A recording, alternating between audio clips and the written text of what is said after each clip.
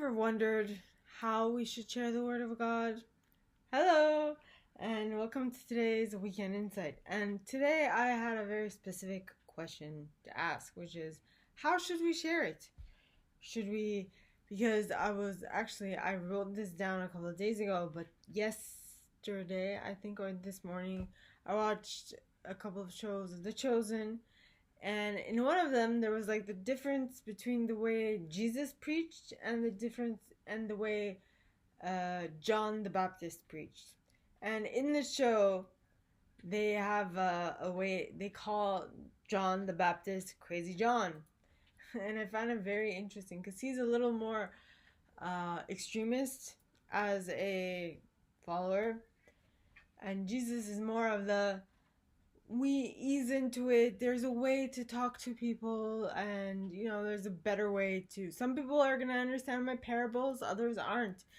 And I was like, which one's better? Because actually, if we think about it, at the end of the day, Jesus had a little difficulty closing the idea of Christianity with the Pharisees. I mean, if we take it to the nth degree, that's all I'm saying. So, is there a way for us to actually share the Word of God without it being, preachy?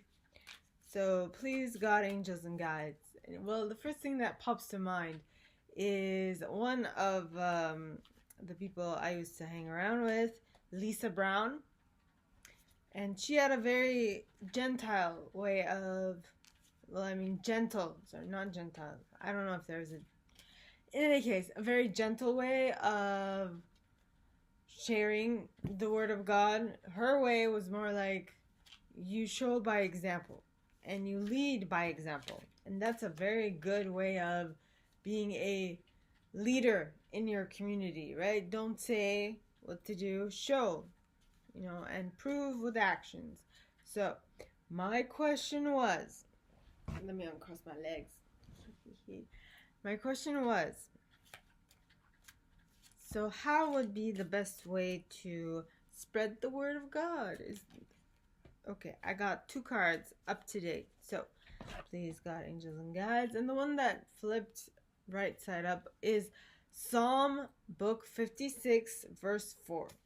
And it says, "In God, whose word I praise, in God I trust, and I am not afraid. What can mere mortals do to me?" So this would indicate that whatever way is right for you is the right way for you. So the John the Baptist's way was right for John the Baptist, so John the Baptist did it his way. And then Jesus' way is right for Jesus' way, so Jesus did it his way. Right? Now, actually 3 cards came out. Now the second card is Romans book 8, verse 18, which is this one, a little glare.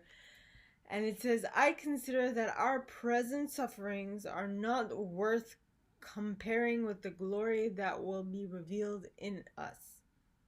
Revealed in us. This would be in reference to Jesus, right? For he was put on a cross, he was crossed, and bled to death and whatnot. And so the current sufferings that you're currently going through is nothing compared to the glory that will be revealed to us in heaven, is what this is saying.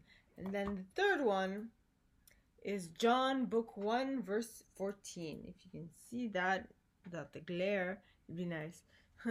This card says, "The Word became flesh and made his dwelling among us," in reference to the Son of God.